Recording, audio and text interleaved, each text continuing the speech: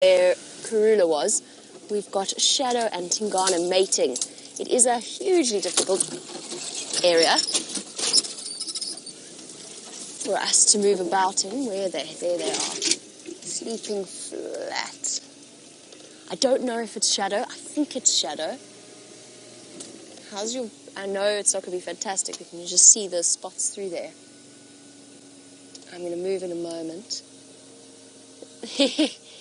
Here's a leopard. The morning of leopards. 3 different leopards, a lion pride on a kill. Possibly now soon 5 different leopards if we include Karula and her cubs. Okay, let's try and get in here. The impenetrable thicket of guari bushes and bush willows and tamboutis. And it's very important that we avoid driving over certain tree species, one of which is the tambouti trees of this particular area. So we're going to do this really carefully.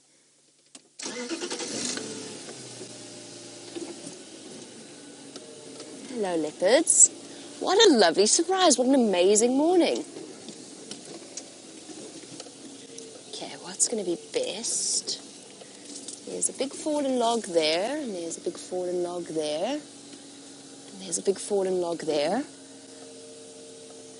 So all in all, it's going well. I think, actually, our best bet might be to do this.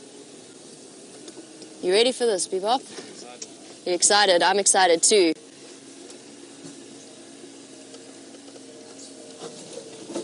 This could be very interesting. Where is the other leopard?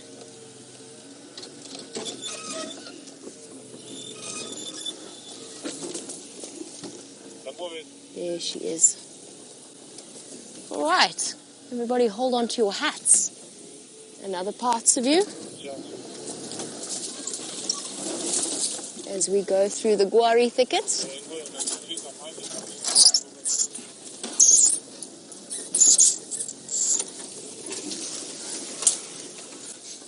This is interesting. I feel like an explorer moving through the jungle rather than the African savannah. How are you doing there, Brian?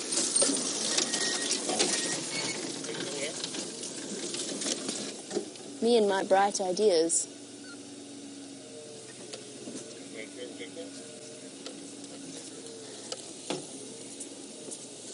I don't know if it is Shadow. Oh, she's gonna... There she is. How's your view? Not great.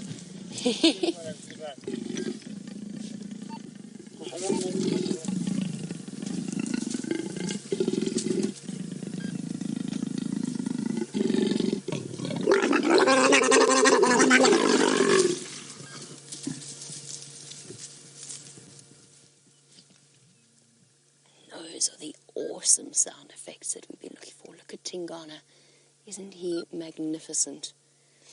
And I think most of you are on the same page as I am, which is that we were all hoping that it wasn't Shadow. And unfortunately, from that brief glimpse that I had there, I think it is.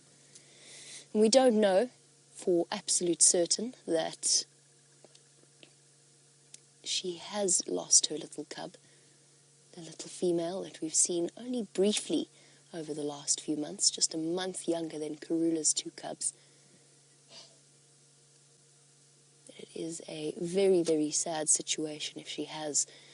So that Shadow's done this before. She went into estrus early with Sindile, where he was still a little bit young for her to be disappearing off for several days at a time. The problem is that he was a little bit older than Shadow's current cub, who at 6 months old is not going to have the same level of resilience. Sindile was able to provide for himself, catch little kills. It's going to be much, much harder for Shadow's female cub if she keeps disappearing like this. It might well be one of the reasons behind Shadow's inability, not inability, but lack of success in terms of raising cubs to adulthood, unlike her mother. You can see Tingana casting about. I wonder, Karula must know that they're here. She would have heard them, I can guarantee. As you heard there, it's not exactly a quiet experience, the whole mating process between leopards. This is actually quite a beautiful shot in its own way. We've been so spoiled today. A leopard hidden behind the green leaves. Where are you going, Shadow? She's up. Is she going back towards the male? Yep, here we go again.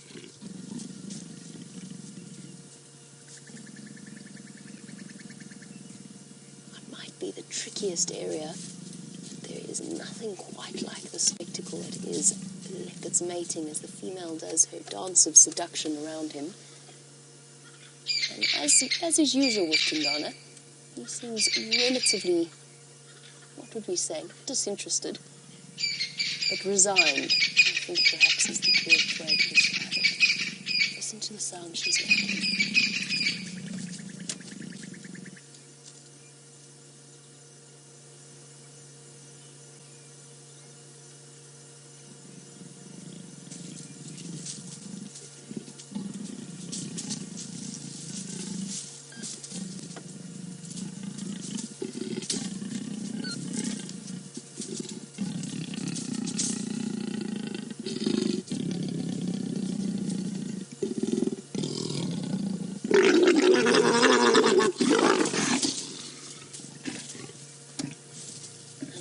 Brief but heated mating session, and with leopards even more so than lions.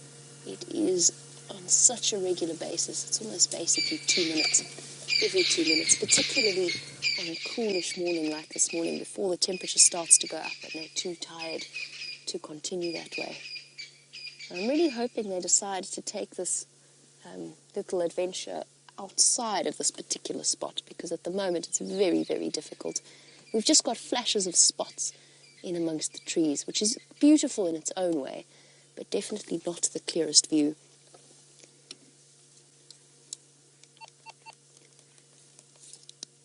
Tax. Sorry everybody, just chatting quickly on the Game Drive channel. Is Karula back at that bumba? Yeah, positive, she just arrived now. Okay, copy, thanks. Yeah, I've got these two Ingwe, but it's a very difficult patch. Yeah, not most of this time. Lots of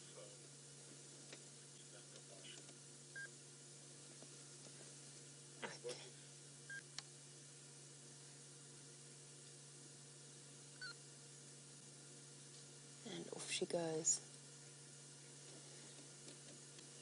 We're going to try and stay with them for a little bit longer. If we manage to get them into a nice open position, then we will stick with them, and then James can head across towards where Karula is with Aubrey and Taxon. If they disappear, though, well, we're about 100 meters or so from where Karula has just returned to the kill. The reason that we're not there is that there are already 2 vehicles sitting with her. Oh my goodness, how do we do this? There is a very, very good chance that we could lose these leopards for now.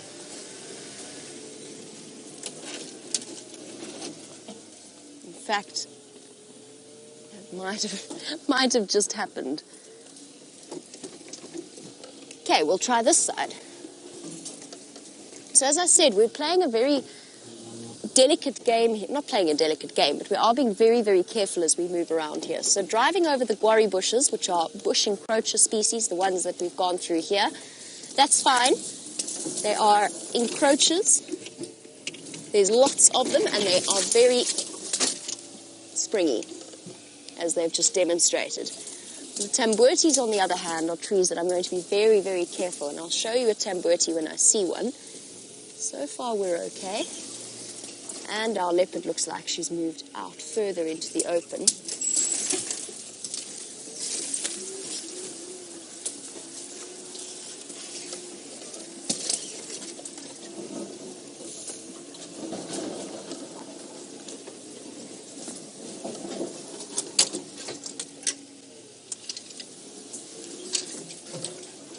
Where's Tingana gone? They moved through there.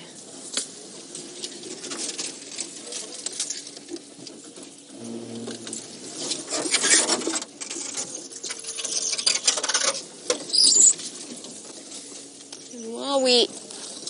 Oh, that's going to slap you, Brian. There you go. And while we negotiate around this tricky spot... Aha, I see you. switch off. She's coming towards... Oh, dearie me. Here we go again.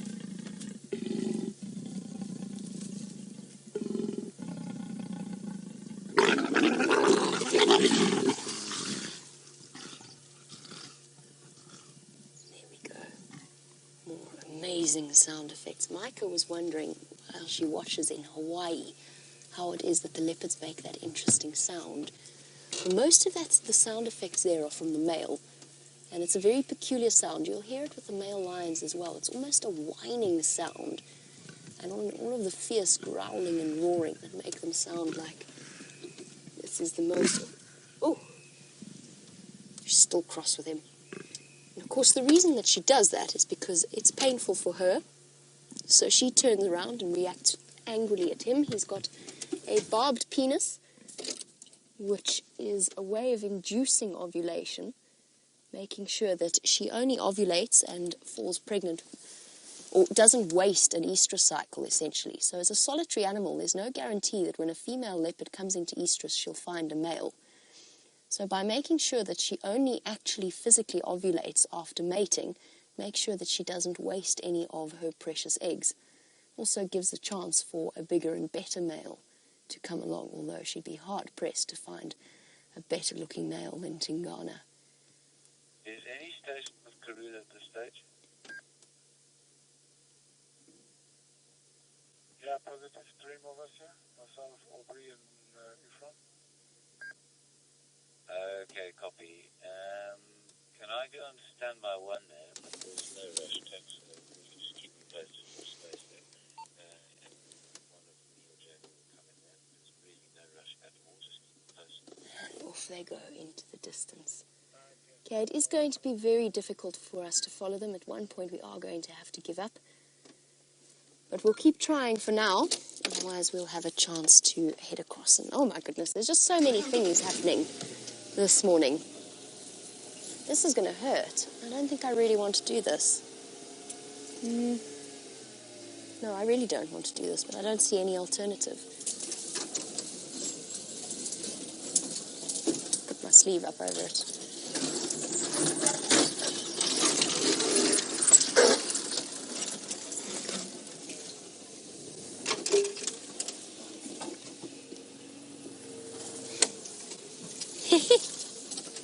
Siberia Zumi makes a very good point. Once upon a time, Shadow was actually known as Tingana, which means the shy one, before Tingana moved in as the dominant male of this area. So often what happens is, because leopards have their enormous areas that they move about in, often they move within different traverse areas, different lodges get to see them, and therefore they get different names. And Siberia Zumi is absolutely right. It is a mixture of Tingana and Tingana right now. Oh goodness, Shadow. You too?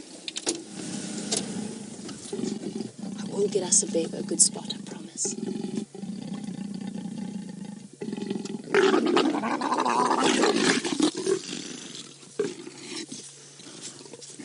Oh, it's incredible. We are so fortunate to be able to witness scenes like this. Very primal, with their teeth bared and their claws outstretched. Right, Tingana and Tingana, or Tingana and Shadow. What's going to be the best way to try and get round to you?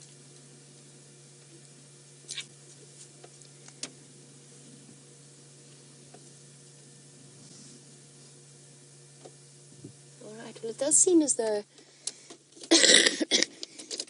excuse me, James is going to be making his way towards that Karula sighting. So we're going to try and stick with these guys. We're going to try and shift so we've got a more open view. He will have to wait a little bit as there's quite a few vehicles wanting a chance to see those amazing scenes. But we do have exciting prospects for this. Oh, I say exciting prospects. We're already having exciting things happening. Gracious, okay. Now what? Let us. We go left, right, or back? Back is the answer. How are you doing there, Brian? Are you unscathed? Good. I'm thrilled to hear it. Our poor cameramen, of course, are the true heroes of sightings like this as they duck around the trees.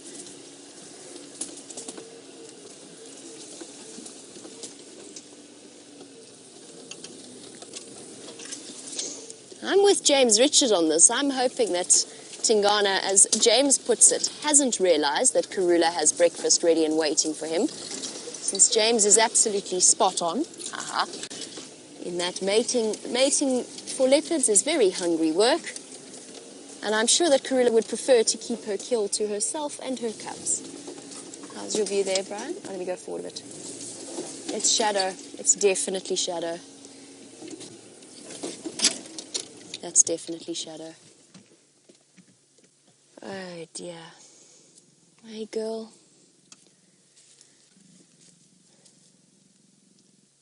It's not ideal.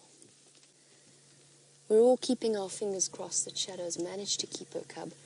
The difficulty is, well, first of all, female leopards, when they lose their cub, come into estrus almost straight away. It is a false estrus. It's not a true estrus, but it does happen almost immediately. But more worrying is that she's going to spend 5 days doing this.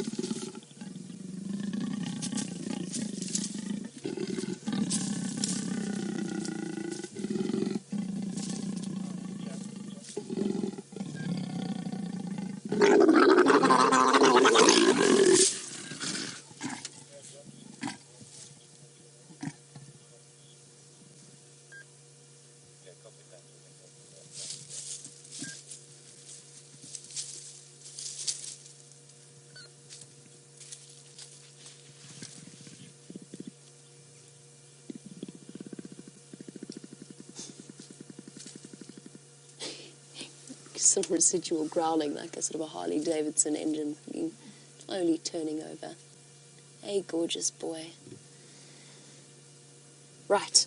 Okay, everybody. Grit your teeth and steel your nerves. We're going to reposition one last time, and hopefully this will be a successful moment.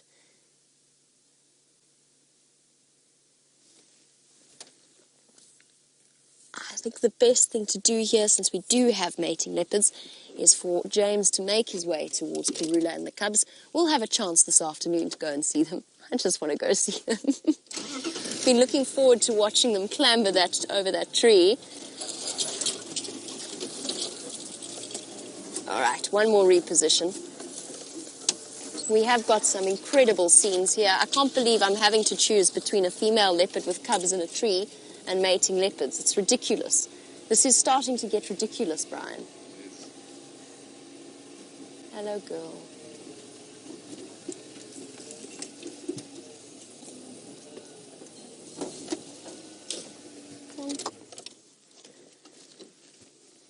Yeah, I think we'll send James back to Karula, as deeply as that makes me want to sob softly into my sleeve, because I was really looking forward to seeing those cubs gambling up the tree. But we've got an extraordinary view that we just can't pass up, and there's no guarantee that we will find this pair again. They're very close to our boundary. So we will stick with them for now and wait for James to head to Karula.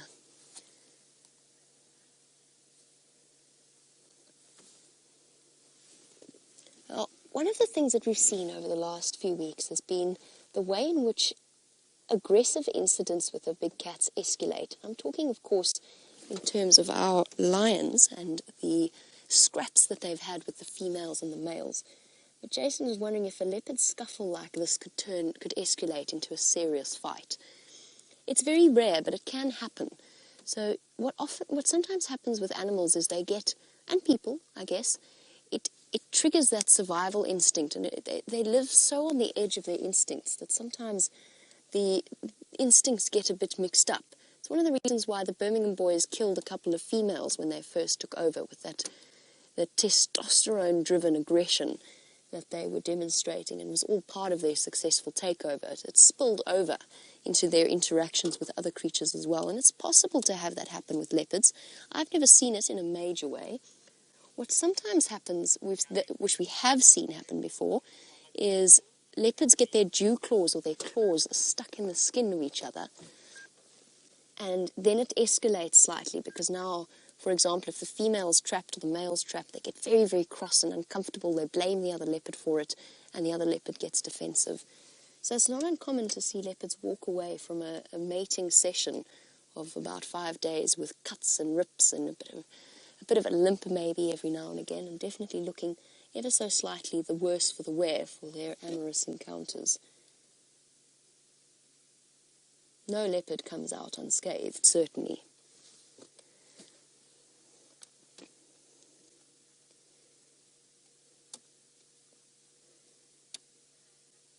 And Mobile Paddy, who is quick to affirm that they are asking for a friend. Mobile Paddy, good morning and welcome to the Sunrise Safari, wants to know whether or not the male leopard ejaculates every time that he mates. There's a peak sort of period of ejaculation, so as you can imagine, the initial mating stages when she's not ovulating, it would be a little bit of a waste of an important bodily resource for the male. So he only really ejaculates very tiny amounts, if at all, in the beginning. And then towards the middle, that starts to increase because that, of course, is when the greatest chance of fertilization is going to occur. And then it sort of slowly peters out towards the end as his body has to keep replenishing his supply. Which, as you can imagine, if a leopard mates every couple of minutes, how many times have they mated while we've been here? 5? While Brian and I have been here? In the last 15, 20 minutes or so. It's roughly every 2 to 4 to 5 minutes, depending on the temperature of the day. You do the math. Okay, now I'll do the math. I was trying to avoid that, but I'll do the math quickly. Okay, let's roughly put it at, let's not exaggerate. Let's say they mate every 10 minutes. That's 6 times an hour. 6 times an hour, 6 times 24 is 120, 140 odd, 150 odd. I'm rounding up, okay? My mental maths at this time in the morning just after holidays isn't fantastic. So 150 times a day times 5 days, you're looking at close to or over 500 mating sessions. And even if he only ejaculates out a little bit each time, it's quite an impressive impact that it has on his body. But as you may have noticed, when male leopards, or male cats actually, and dogs, they seem to have an replenishing supply of urine. If you've ever watched them go and spray and mark their territory, which I have to tell you is something I've always marveled at. I think it's quite impressive the way that they're able to continue to mark and urine spray bushes despite the fact that it's now the 20th bush in a row. I'm sure it's something similar, although a slightly lengthier process. Oh, they've exhausted each other. I know that James will be eagerly anticipating heading towards Karula. Let's find out how he is going on his journey. And for now, it seems as though our mating pair have exhausted themselves. And I'm just taking the opportunity to enjoy the morning light. Is that animal? I'm just thinking about Shadow and her cub. I really, really hope that little one is still alive and well. I really liked her. She had such a character. The last time I saw her, she was snarling at Shadow to protect her monkey kill.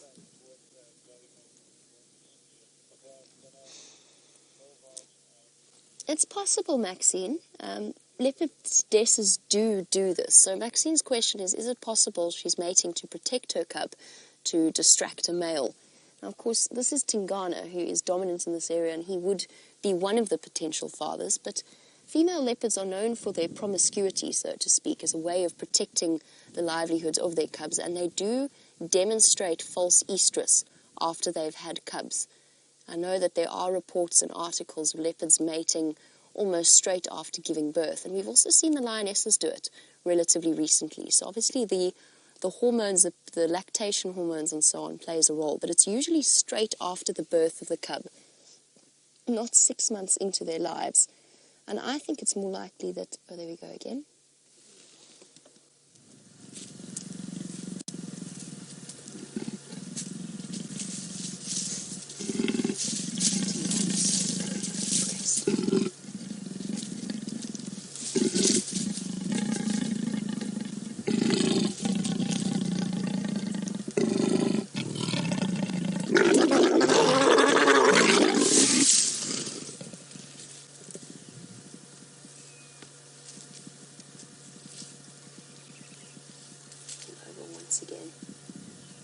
notice the sort of growling purr of Shadow.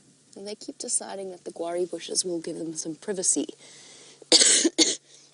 screening them from the whole process, or screening us from the whole process. And both cats have gone straight back to sleep. I think it's likely that Shadow's body naturally takes her back into an estrus cycle sooner than it should. I mean, I've got no evidence for that, except for the fact that it's now 2 years in a row that we've seen her mating earlier than might otherwise be the case for, and I say this relatively carefully, a normal leopard. But nothing's normal, of course. Each and every individual has their own idiosyncrasies. But I do wonder whether or not that hasn't played a role in her lack of success. Or we could be being completely unfair to Shadow. She might have lost her cub in a different way. It's so difficult being a female leopard all on your own, raising a cub with so many different threats out there. It could even have been Salaeshe moving into her territory that caused the loss of her cub. But then again, we don't know. We're keeping our fingers crossed, but we don't know. Right. Thanks, guys. You found yourselves in the perfect position.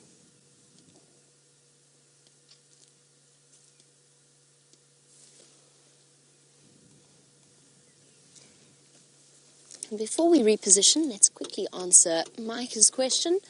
Watching in Hawaii and hopefully enjoying our big cat spectacle this morning. And she wants to know, after the mating process, because of course the leopards are terribly distracted, would they go and hunt after their mating sessions together, or will they go their separate ways? They generally go their separate ways and move off in opposite directions, usually with, I feel like, a great deal of relief, although I might just be projecting emotions on them. Leopards don't seem to enjoy their time together. They much prefer being solitary and hidden away. However, there are cases of mating leopards hunting together during their mating session. You know, if something wandered in through here, there's always a chance that they would go for it and then share the kill. The hunger prerogative is almost as strong as the mating one. So they would hunt if there is the opportunity. I've heard of a mating leopard pair sharing a giraffe kill before, which must have been extraordinary. That is not something I've ever witnessed. So it is possible, but it's relatively unusual. Let's reposition, because right now we've got spots through trees. And I think I see a relatively easy way of scuffling around here.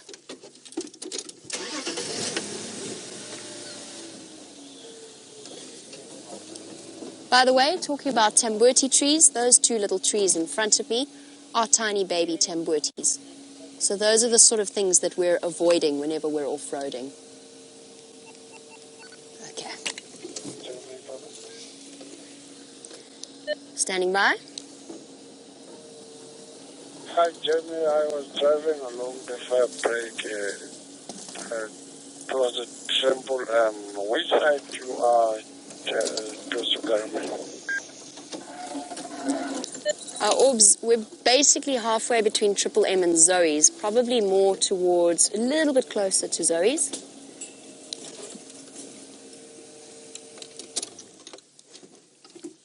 Okay, copy. I'll go around again.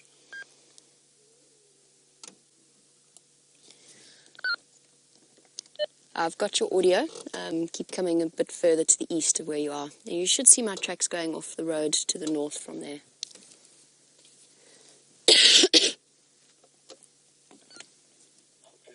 There we go.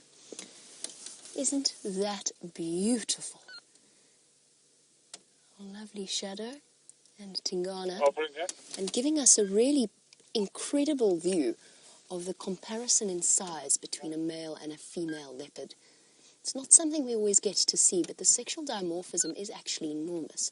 Shadow is roughly half the size and weight of Tingana. Maybe just a little bit more, but hardly. She probably weighs somewhere in the region of about... Oh, here we go again.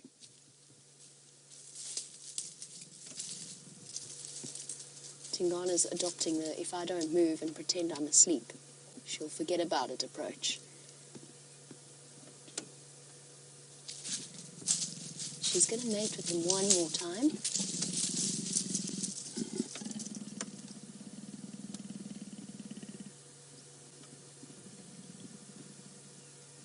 beautiful.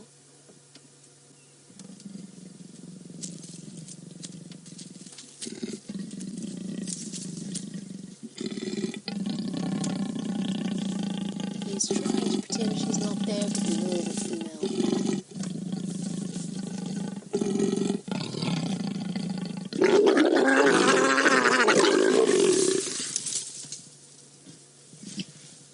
The dramatic scenes of a leopard mating.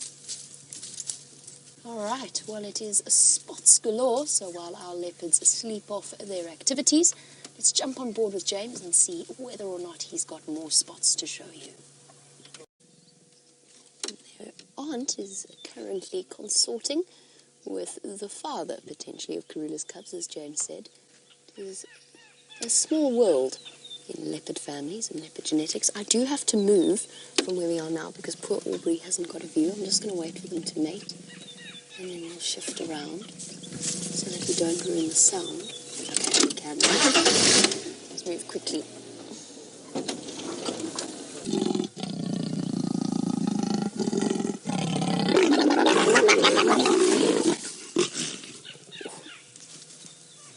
That was quite an impressive one. Got her by the back of the throat, which they'd usually do to stop the female lashing out at them straight away, but he didn't let go.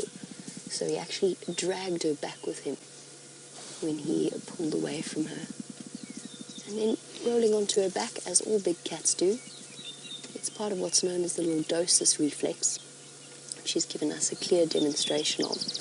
Lions and leopards do it, and it's thought to help aid fertilization. They're usually quite enthusiastic about it in the beginning, and then towards the end they stop demonstrating that particular rolling over onto their back behavior. Awesome. The sound effects of leopards mating it's just unbeatable. It's more dramatic, I think, than lions mating, in my opinion. There's a little bit more in the way of scrappiness between the two of them. It's just incredible to witness. And we've been treated to some fantastic views, and hopefully these two will decide to stick around for the sunset safari. We can try and beat yesterday's drive, which was, what did we calculate it as? 26 different big cats, including little cubs. Must have been somewhere close. 7 sticks cubs, 3 sticks adults, that's 10, plus 1 is 11, plus 13 kuhumas is 24, plus 2 leopards. It's 26, yeah. It's 26 big cats yesterday afternoon on the sunset safari. And we're not doing too badly this afternoon. And a fantastic morning's viewing of the different leopards of Djuma. I don't want to keep you away from Karula and her wonderful little cubs for too long. Let's head back across to James. But I'm still really hoping that perhaps the cousin is still alive and well. Oh, dearie me. We've lost me completely. Is it back now? Okay. Right. No moving, Jamie. Stay absolutely still. Okay, no, we can't stay absolutely still. Kirsty says it's still soft. I'm going to take this mic. I'm going to do something similar to what Lou did yesterday with TriCaster, according to James, which was attack it with a big hammer. I don't need a big hammer for this microphone, just a little one. But there we go. Our leopards are still resting in the shade, taking a break from their cub-making activities. Although, as I said, I'm really truly hoping that that is not going to be the case now. Unfortunately, it's not looking good, is it? And this is now the second time that Shadow's been mating with Tingana. Because as far as I know, she was seen mating while I was on leave as well, 10 days or so ago. So some interesting things happening in the world of our leopard dynamics. Now, just to give you a rough idea of how close we are, Kirsty was giving me an update on the fact that there was a battalier soaring around Karula's kill. We could see it at that point. It flew right over our heads. So we are probably, I would guess that and say, what's that, 200 meters or so? I can almost, in fact I can, from my angle, not from Brian's angle, I can see the tree where the kill is. It's, no, Brian, you won't be able to. There's a very large curry bush in front of it. So that's how close we are. It'll be very interesting to see. Karula must know. I think it's back on that side. Just out of your reach. I'm pretty sure that Karula knows these two are here. She must do. Her hearing's more sensitive than ours, and they're not exactly subtle during their current activities. So we're probably about 100, no, that's an exaggeration. We're about 300 meters away, 300 yards away from Karula and her kill where James is sitting now. So not far at all. The question is, does Tingana know that she's there? I don't think so. I think otherwise he would have been making a beeline straight in that direction. And what kind of interesting dynamics would we see at play this afternoon on the sunset safari? Will these two be too wrapped up in each other to realize that a meal is just a few hundred meters away? Or will they discover it, and what will Karula do then? What will Shadow do then? It'll be very, very interesting dynamics playing out. You'll have to wait until the sunset safari, because I don't think... Oh, hold on. There's a Dacre. It's coming straight towards us. He's in front of us here, Brian. I don't think he's realized. You might not be able to see him just yet. He's just through there. Just have a look, see if you can see movement. He stopped and froze. He's seen us, but not the leopards. There, you can just see his nose peeking in the middle of your screen. Those of you with keen eyes. There he is. Ah. Good choice, little... Good choice, little Dacre. Dashing off in the opposite direction. I wonder if he realizes how close he came to being a quick snack for our lovely leopards. This is what we spoke about earlier, the fact that if something did happen to wander into their midst, hapless and unsuspecting, they would immediately seize upon the opportunity to grab it. I think that Dacre made a very sensible decision today, going off in the opposite direction. Perhaps his eyesight was keener than I thought, but I don't think so. I think it just decided that it wouldn't want to go through that thick area anyway.